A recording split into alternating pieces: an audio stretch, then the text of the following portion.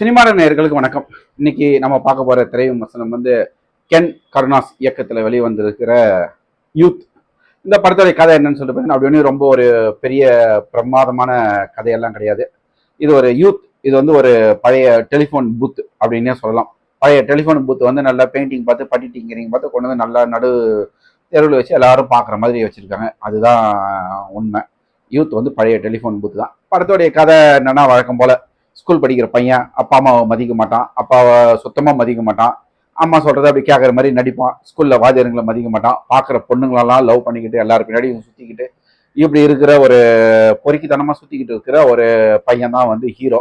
ஒரு 3-4 பேரை லவ் பண்ணுறான், துரத்தி லவ் பண்ணுறான். அவங்கள லவ் பண்ணுறதுக்கு பல கதைகள் சொல்லிக்கிட்டு இருக்கிறான். கிளாஸ் ரூம்லேயே உட்காரது கிடையாது, டீச்சருங்க அப்பப்போ வெளியில் துரத்திடுறது. இப்படி இருக்கிற ஒரு பையன் ஒரு சில பல விஷயங்களுக்கு பின்னாடி அப்படியே கொண்டு போய் கிளைமேக்ஸில் திருந்தணும் இல்லையா? அப்படி திருந்துறதுக்காக என்ன பண்ணுறாங்க, ஒரு சில சென்டிமெண்ட் சீன்கள் வச்சு அம்மாவுக்கு உடம்பு சரியில்லை, உடனே அம்மாவுக்கு உடம்பு சரியில்லை பயங்கரமாக தெரிஞ்சிடறான். இவன் இது வரைக்கும் யாரெல்லாம் மதிக்கலையோ அவங்கெல்லாம் இவனுக்கு தெய்வமாக தெரியுறாங்க. தன்னுடைய அப்பா ஒரு தெய்வமாக தெரியுறாரு, டீச்சர் தெய்வமாக தெரியுறாங்க. இப்படி எல்லாம் முடிச்சு கடைசியாக ஒரு 15-20 நாளில் படித்து அந்த ஸ்கூல்லேயே ஒரு 9வது ரேங்க் எடுத்து நிறைய மார்க் எடுத்து ஒரு பெரிய பேனர் வைக்கக்கூடிய அளவுக்கு மாறக்கூடிய ஒரு ஹீரோ. இந்த ஹீரோவுடைய கதை தான் இந்த யூத். இந்த மாதிரி படங்கள் நம்ம நிறைய பார்த்துட்டோம். தனுஷ் நடித்த துள்ளுவத இளமை, ஆன்மனுக்கு வைகாசி பிறந்தாச்சு, இப்படி நிறைய படங்கள் இருக்கு. ஏகப்பட்ட படங்கள், லட்சம் படங்கள் வந்திருக்கு. ஸ்கூல் பசங்களுடைய லவ் பேஸ் பண்ணி பையன் ஹீரோ படிக்காம சுத்துறதும், அது மட்டும் ஏதோ ஒரு கட்டத்தில் திருந்ததும், இப்படிப்பட்ட கதையில் அரைச்ச மாவை அரைச்சி புளிச்ச மாவை புளிக்க வச்சு அப்படி எடுத்துருக்கிற படம் தான் இந்த யூத்து.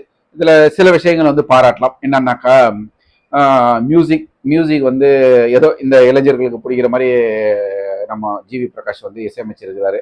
அதுவும் ஒரு கானா பாடல்களாகவே தான் இருக்குது. படத்துல நம்ம ஒரு பெரிய ஃபீலிங் கொடுக்குற பாட்டா இல்லை. நடிப்பு கென் கருணாஸ் ஏதோ நடிக்க கொஞ்சம் முயற்சி பண்ணியிருக்காரு. ஆனாலும் அவருடைய ஃபேஸ்ல ஒரு முதிர்ச்சி தெரியுது, ஸ்கூல் பையன் மாதிரி. ஆனா நமக்கு கனெக்ட் ஆகல. இந்த மாதிரி படங்கள்லாம் யாருக்கு செட் ஆகும்னா, இந்த காலத்துல எந்தெந்த பசங்கள்லாம் வாத்தியாரை மதிக்காம, எந்தெந்த பசங்கள்லாம் பெற்றவங்களும் மதிக்காம ஸ்கூலுக்கு போகாம ஜாலியா சுத்திட்டு இருக்காங்களோ அந்த மாதிரி பசங்கள், அந்த மாதிரியான ஆடியன்ஸை டார்கெட் பண்ண படம் மாதிரி தான் தெரியுது. ஏன்னா இப்போ வர படங்கள், ஏன் கொஞ்ச நாளைக்கு முன்னாடி வந்த ஒரு டான் அப்படின்ற படத்துல ப்ரொஃபஸர் மதிக்கவே மாட்டான், வாயா அப்போயான்னு பேசிக்கிட்டு இருப்பாரு நம்ம ஹீரோ சிவகார்த்திகேயன்.